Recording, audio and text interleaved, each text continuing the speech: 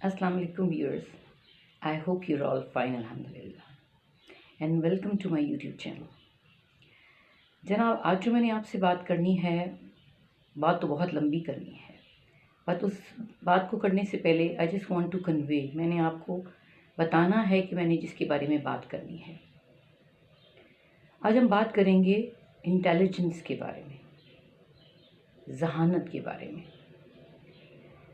और जहानत जो है दैट इज़ कैपेसिटी, एक ताकत होती है जो इंसान के अंदर होती है फॉर अंडरस्टैंडिंग, किसी चीज़ को समझने के लिए, अपने आप को जानने के लिए, सीखने के लिए, अपनी इमोशनल नॉलेज कि आप किस हद तक जज्बाती हैं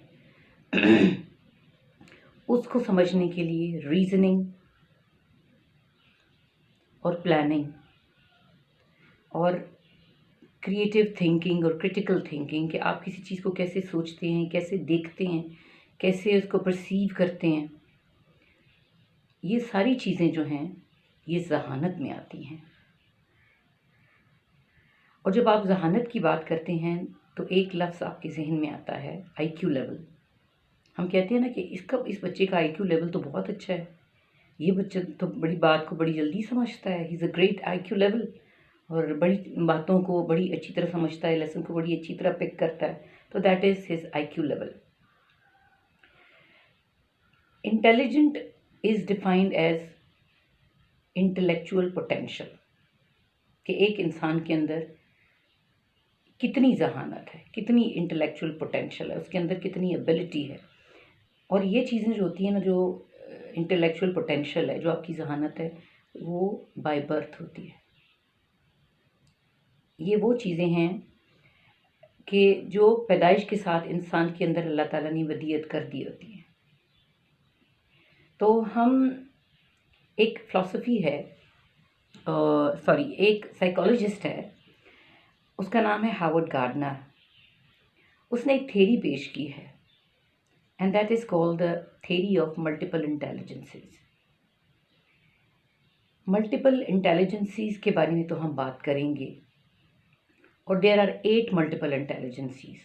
ये जो जहानत है ना, फिर उसके मुख्तलिफ पैमाने हैं उसको जानने के लिए कि इसके अंदर ये किसी बच्चे के अंदर जो इंटेलिजेंस है वो उसका पैमाना क्या है। आपको कैसे पता चलेगा कि इसके अंदर ये एबिलिटी है, ये खूबी है, या मेरा बच्चा बड़ा होकर ये बन सकता है, उसके ऊपर भी हम बात करेंगे। But I will talk to about those intelligences in my next part of video, क्योंकि थोड़ा सा लंबी हो जाएगी। उससे पहले मैं ये बात आपसे करना चाहती हूँ कि देखें,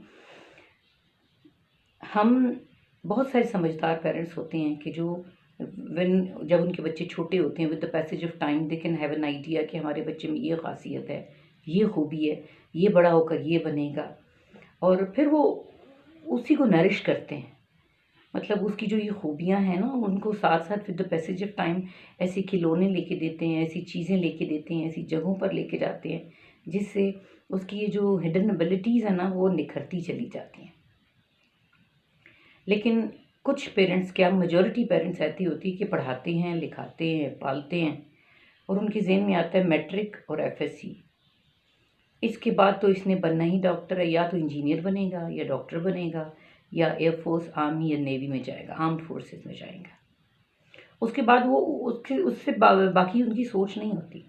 फिर इसका नतीजा ये होता है कि जब बच्चों का रिज़ल्ट आता है मैट्रिक के बाद और एफएससी के बाद, स्पेशली जब इन्होंने कोई प्रोफेशनल लाइन लेनी होती है, तो फिर तो रौला मच जाता है घर के अंदर। अब बच्चा कहता है मैंने ये सब्जेक्ट करने हैं, पेरेंट्स कहते हैं नहीं तुमने ये पढ़ना है, इस यूनिवर्सिटी में जाना है, नहीं तुमने उस यूनिवर्सिटी में जाना है, यहाँ की पढ़ाई नहीं अच्छी, वहाँ की पढ़ाई नहीं अच्छी। एक बहस निकल जाती है, और इस बहस से क्या होता है, घर का माहौल ख़राब होता है, बच्चे टेंशन में आते हैं, आप टेंशन में आते हैं, परेशानियाँ आपको लाक होती हैं। देखिए, अगर आपने डॉक्टर बनाना है, इंजीनियर बनाना है, तो उसको डे 1 से, शुरू से उसको हार्ड वर्क करना, पढ़ना, मतलब अगर आपने डॉक्टर या इंजीनियर ही बनाना है, अगर आपने उनका एप्टीट्यूड नहीं देखना तो उनको फिर पढ़ाएं, प्रॉपर तरीके से उनकी पढ़ाई पे तवज्जो दें, मेहनत करें, टीचर से मिलें, स्कूल में जाएं, उसके हर चीज़ के ऊपर नज़र रखें बच्चे के ऊपर कि वो क्या करता है, काम कैसे करता है, कैसे पढ़ता है, उसको याद कितना होता है, वो अपने टेस्ट में, पेपर्स में कैसा उसका आउटकम होता है। तो ये चीज़ें तो फिर आपको देखनी पड़ेंगी ना। अब अचानक ही आपको इंकशाफ होगा कि मैट्रिक के बाद या एफएससी के बाद इसने ये कोई प्रोफेशनल लाइन लेनी है, तो ऐसा नहीं होता। अब सारे बच्चों की इंटेलिजेंस भी एक जैसी नहीं होती। देखें, अगर एक बच्चा डॉक्टर बन सकता है, इंजीनियर बन सकता है, तो लेकिन ज़रूरी नहीं है कि सारे ही बच्चे उस लाइन पे चल निकले।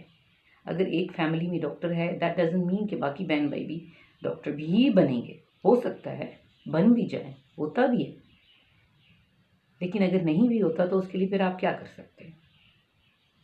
आपके लिए असल ये है कि जब वो बढ़ रहा होता है, जब वो मैट्रिक में होता है, एफएससी लेवल पे जा रहा होता है, तो बच्चों को ज़्यादा पता होता है कि मेरा इंटरेस्ट किधर है। दे आर वेरी अवेयर, उनको पता होता है कि मैंने इंजीनियरिंग नहीं करनी, मैंने मेडिकल नहीं करना, मैंने कंप्यूटर्स में जाना है या मैंने आर्मी में जाना है। तो ये बच्चों का दिमाग तो बड़ा क्लियर हो जाता है। लेकिन पेरेंट्स जो है ना, समटाइम्स दे पुश देम, नहीं ये करना है, तुमने ये वाला प्रोफेशन नहीं, ये वाला काम करना है, तुमने कंप्यूटर पढ़ना है, तुमने ये वाला सब्जेक्ट पढ़ना है, तुमने इस यूनिवर्सिटी। देखें, ये सिवाय आप अपने बच्चे का जहन परेशान करने की, और ख़ुद भी परेशान होकर इनकी कुछ नहीं कर रहे। उसका एप्टीट्यूड देखें, एक बच्चे में सिर्फ एक सलाहियत नहीं होती, मल्टीपल इंटेलिजेंस होती हैं, बहुत सारी जहानतें होती हैं जो आपको जज करना है, जो टीचर भी हो। अगर आपसे मशवरा, आपको समझ नहीं आ रहा, आपको डिसीजन लेने में प्रॉब्लम है, तो थोड़ा सा टीचर से गाइडेंस ले लें, उनके इदारे में आएँ, उनके टीचर से बात करें, उनसे हेल्प लें, क्योंकि टीचर्स को भी बहुत पता होता है बच्चों के एप्टीट्यूड का। उनको अंदाज़ा होता है कि ये कर सकेगा या नहीं कर सकेगा। तो इसी के ऊपर जो मेरा टॉपिक होगा, दैट इज़ मल्टीपल इंटेलिजेंसीज। तो मैं इसलिए आपको थोड़ा सा प्रिपेयर कर रही थी कि प्लीज़ उस टॉपिक पे मैं नेक्स्ट वीडियो में आपसे बात करूँगी, क्योंकि आई डोंट वांट टू, मतलब उसमें वीडियो को लंबा नहीं करना चाहती। मैं चाहती हूँ कि आप उसको मेंटली प्रिपेयर हों, क्योंकि आपको पता होना चाहिए कि आपके बच्चे में क्या क्या खूबियाँ हैं, वो क्या बन सकता है, उसके अंदर कौन कौन सी जहानतें छुपी हुई हैं। पेरेंट्स को समटाइम्स खुद भी नहीं पता होता। लेकिन प्लीज़, ये उस वक़्त मैट्रिक के बाद या एफएससी के बाद बच्चों से लड़ाई झगड़ा बहस मुबाहिसा करने से पहले अच्छा है कि आप अपने बच्चों के बारे में, आपको पता हो कि ये मेरा बच्चा ये बन सकता है। तो उसके लिए थोड़ी सी आपको एफ़र्ट करनी पड़ेगी। आपको मेरी जो नेक्स्ट वीडियो है, दैट इज़ अबाउट जो जहानतें होती हैं बच्चों के अंदर, उसको ध्यान से सुनना है। और सुनना नहीं है सिर्फ, आपने उसको समझने की कोशिश करनी है। देखें, अब आपके पुश करने से वो किसी न किसी जगह पे चला जाएगा, लेकिन होगा क्या, वो अपना 100% नहीं दे सकता वहाँ पे। जो बच्चा शौक से काम करता है ना, जो इंटरेस्ट से जाता है ना, तो वो बड़ा, मतलब उनका काम जो है वो एक्सेल करते हैं अपने शोबे में, उनका काम बेहतरीन होता है। मैंने ऐसे भी देखे हैं लोग जो डॉक्टर बन जाते हैं, they are doctors, but they are still not very happy with their profession. वो खुश नहीं होते। नर्सिंग में डाल देते हैं हम बच्चों को, they are not happy there. Never push your children.